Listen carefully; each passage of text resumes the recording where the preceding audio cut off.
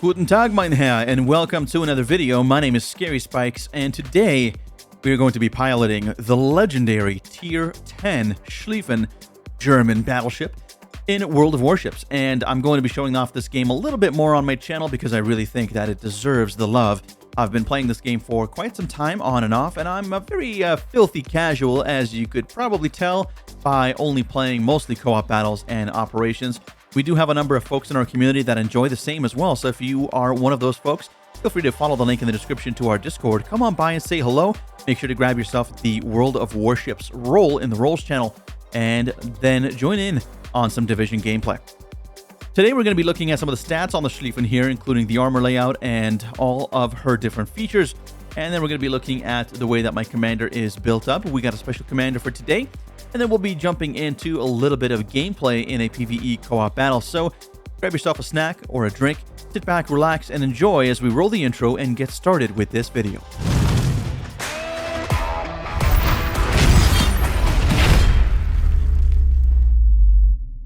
Alrighty, so first things first, let's go ahead and take a look at some of the stats here.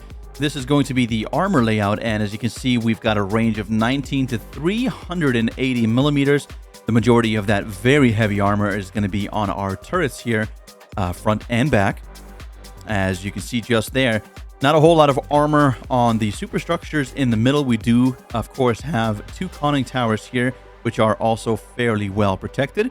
And then we do have a fairly decent-sized belt around the side of the ship, with the bow and the stern still protected fairly well, but certainly not as well as the middle. So when you're facing off against the Schlieffen, this is good to remember. Of course, it's good to do this kind of research against any other ships that you might be facing against, even in a co-op battle, because it will definitely help your shot placement. And moving on, we've got the survivability tab. We have a pretty good amount of hit points here, almost 80,000.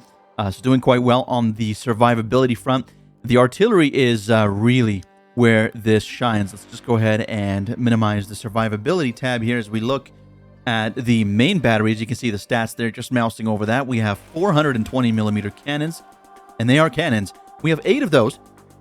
And then we have an absolute monstrous array of secondary armaments for a total of 40, spread fairly evenly between 105 and 150 millimeter guns. And these things are absolutely devastating. And as you can see, we've gone for a secondary build on the Schlieffen because of course we have. And we have a 12-kilometer range on the secondaries alone. So if you have enemies on either side of the ship, of course you're not going to be as safe as if you are a little further away. However, your secondaries are going to be doing some work. So definitely nice to see that. Speaking of nice to see, we do have a little torpedo armament on here as well. We have 4x4 torpedoes at 533 millimeters.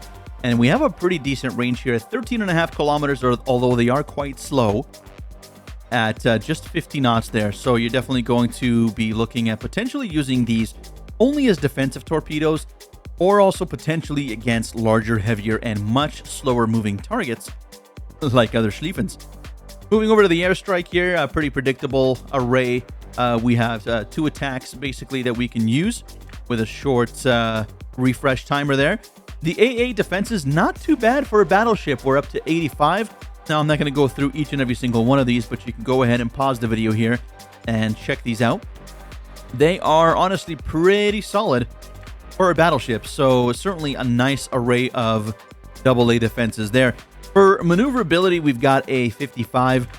Nothing too crazy. We are going to improve the ship speed a little bit through some commander talents, but beyond that, the maneuverability is just so-so. I mean, it is a battleship after all.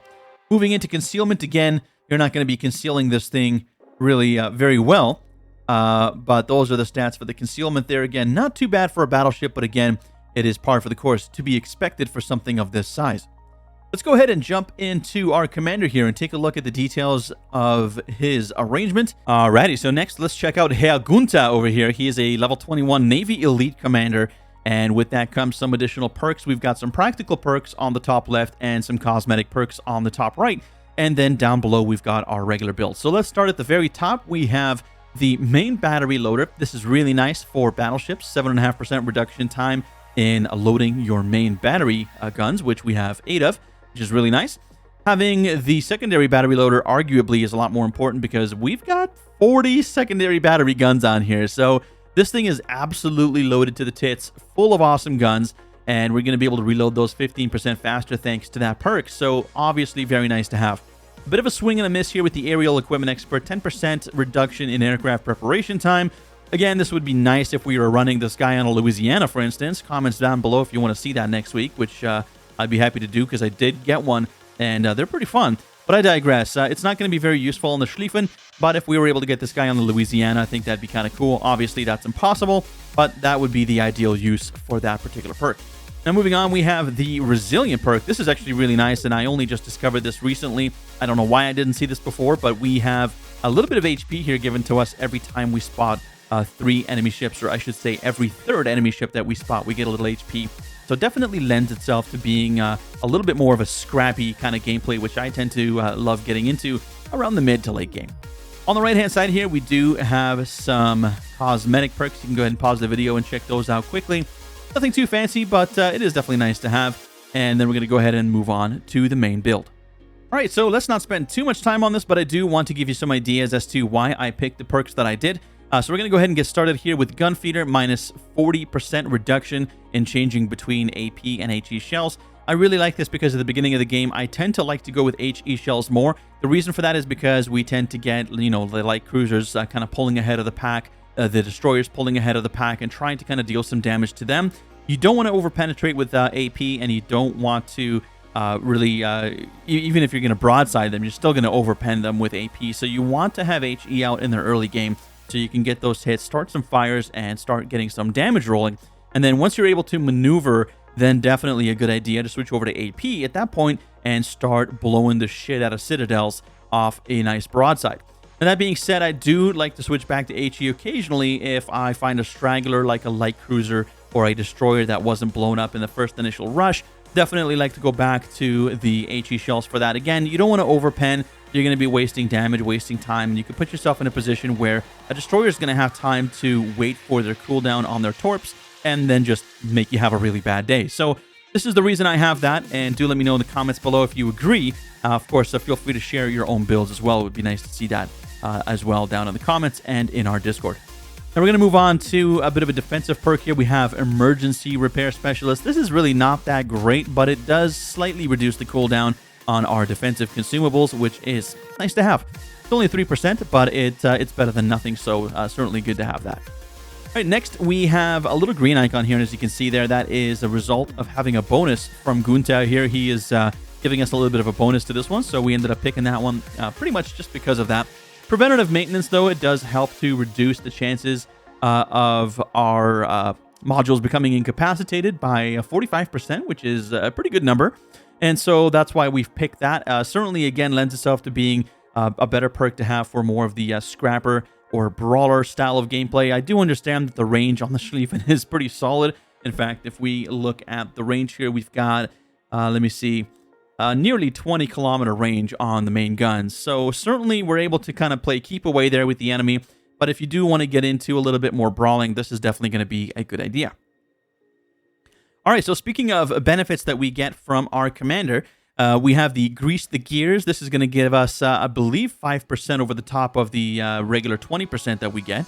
I do believe it's 20 or 15%, so it's either going to be a 5 or 10% increase from the commander himself, which is definitely nice. We have some big 420 mil guns on this thing, and being able to get them on target faster is going to mean more boom for the bad guys, so definitely a plus to have.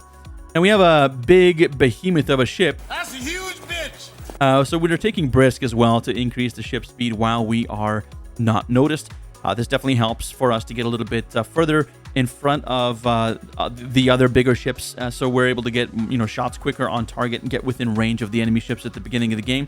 Not as useful mid or late game, but certainly can be helpful, especially if you're just kind of chasing down an aircraft carrier that you haven't found. That is helpful in that situation as well.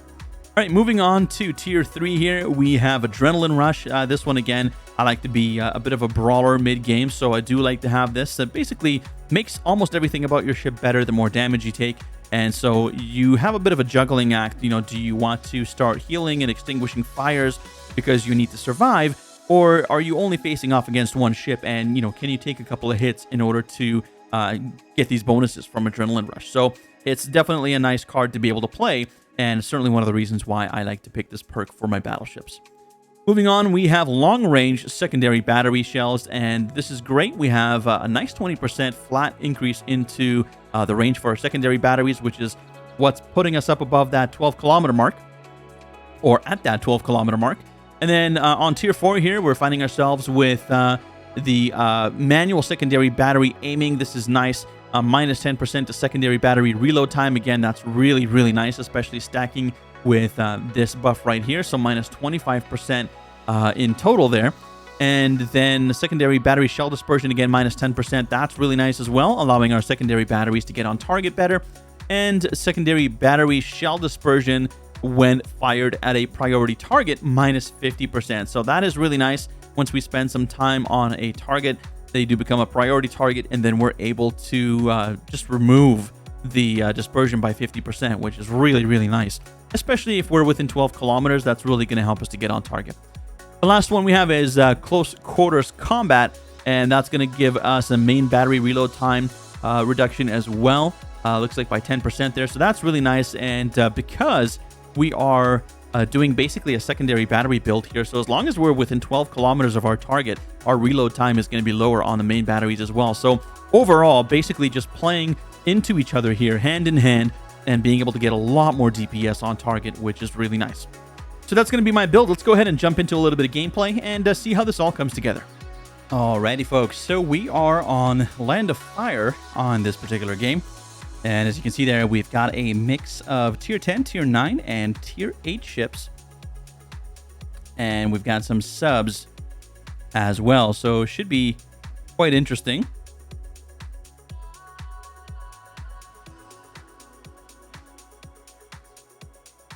Really love the lighting on this map. So we're basically just going to go straight ahead here, straight forward. We're going to see if we can kind of move a little bit towards Bravo here, which is going to be to our right. We've got our HE rounds loaded for that beginning part of the match. I'm going to just try to follow the team here and see what we can do. Now, I'm going to try to move my guns over to the left here just because I usually do that at the beginning of the game when I know that I'm going to be turning the other way. That way I can get set up for a nice broadside as we make our way towards the middle of the map here. And generally speaking, you're going to be doing that quite often when you are playing against bots like I am. We've already got some enemies visible there, but yeah, you want to basically have your turrets over on the port side if you're going to be turning in towards your starboard, and on your starboard if you're going to be turning in towards your port. And that's only if you plan on basically rushing Bravo. And again, this is really only when playing against bots. I'm sure there's going to be many other much better strategies than that when playing against real people. But we've got a nice destroyer here getting eyes on the enemy for us, as well as a nice cruiser here to help with some fire support, as well as potentially some anti-aircraft support, as well as we do have carriers in this particular map. Carriers and subs, so that'll be a fun one. We're going to start turning right ever so slightly here. And we're going to start to see if we can get a little bit of fire down range as soon as we can. Obviously, I want to try to keep my turrets posted all the way on the left-hand side, on the port side of the ship, because I am planning basically on cutting across again towards Bravo. And so we'll see what we can see here. Our destroyer still moving up, finally getting eyes on another destroyer. Let's take a little crack shot here. I don't imagine this is going to do too much damage. Not too bad. A little bit of damage to get things started there. And secondaries promptly getting to work, starting to make what will inevitably be short work of that destroyer. And my goodness, I think that guy just ate a torp. So let's see if we can hit him. And there's the first kill of the game. Beautiful. Now, I gotta be honest, most of the time I'm not League of Legendsing it, if that's even a verb. It is now. I don't like to do that to people, like, you know, get the last hit kind of thing. But in that case, that dude got a huge chunk of his health, and we were able to fire, so why not? Speaking of which, we're going to get a couple of frontal shots here, getting an in-cap on the torpedoes. And just dodging that one, but we're going to take two more here, one on the front, one on the back of the ship, taking a huge amount. And get a few shots of our own here before using that repair party and taking care of business there. Second kill of the game. And we've got a battleship there. We're going to see if we can get some shots on target there. Switching to AP. I'm going to send some torps down range as well. I don't imagine those are going to get to him in time, but hey, it's always worth a shot. And that should be enough of a lead. Probably not far enough back. Yeah, not going to do too much damage. We're going to get a fire. That's probably going to be off of the secondaries there. And he's just about a third health here. So we'll see if we're able to recover and get the kill on this guy as well. I don't imagine so. There's a lot of dudes firing on him, but then we have a number of secondaries firing as well. And yeah, he's going to bite the bullet before we're able to get those AP rounds into the side of his hull. We've got a aircraft carrier that literally just disappeared on us just over there. So we're going to start heading towards, well, basically the direction of fire for our secondary guns here. And see if we can help some of our friends on the other side of the map here. Still making our way towards Bravo. And this is one of the reasons why I really like the Schlieffen. I think it's one of those ships that, I mean, like, all joking aside, I mean, I was going to say, makes you look like a better player. And it certainly does. But, I mean, it's such a capable ship. Like, my goodness. The good thing I wasn't aiming for that guy in the back that just ate shit just a second ago. The Schlieffen is a great ship. I mean, it's got such a good complement of, you know, really solid air-to-air defense. We're not going to be able to reach that sub, unfortunately, which is unfortunate. Solid air-to-air defense, or anti-air defense. Very solid torpedo armament, though unfortunately very slow. So again, really just good to use in self-defense situations at relatively close range. And some AP rounds into the side of that battleship, not doing a whole ton, although taking a little sliver of his health off. And really solid guns, you know, 420 millimeter guns, nothing to scoff at. I mean, Yamato does have 460, I believe. But I'd rather have this and have torpedoes and have a pretty solid anti-air defense. Let's see if we can get a Citadel here. We didn't get the Citadel, but will we get the kill? And yes, we will. The Schlachtschiffe is dead. Now, we're not going to be fast enough to get over to that aircraft carrier there, unfortunately. Even though this thing is pretty speedy for its size with the bonuses and everything.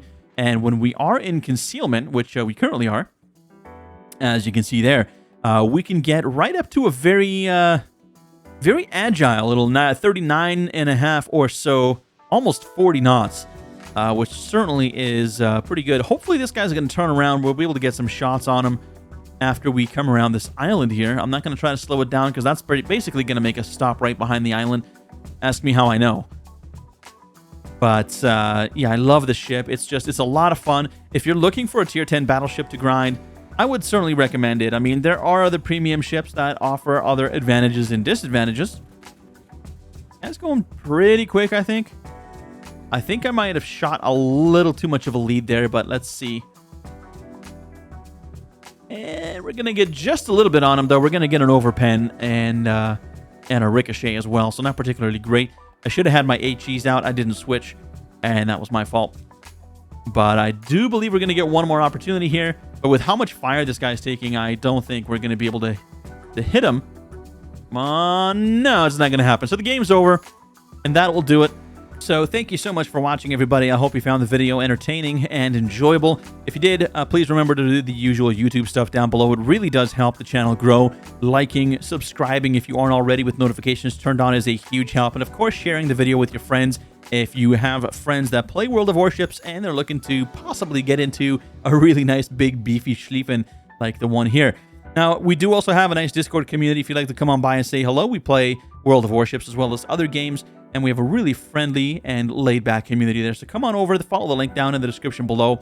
Great to see you as always, and thank you so much to all of my channel members and patrons, by the way, for all of their wonderful support. I couldn't really be doing any of this without them. They really help to keep the lights on, and despite the fact that we do change games here on occasion, they have stuck with me through and through. So thank you so much to all of you. You know who you are.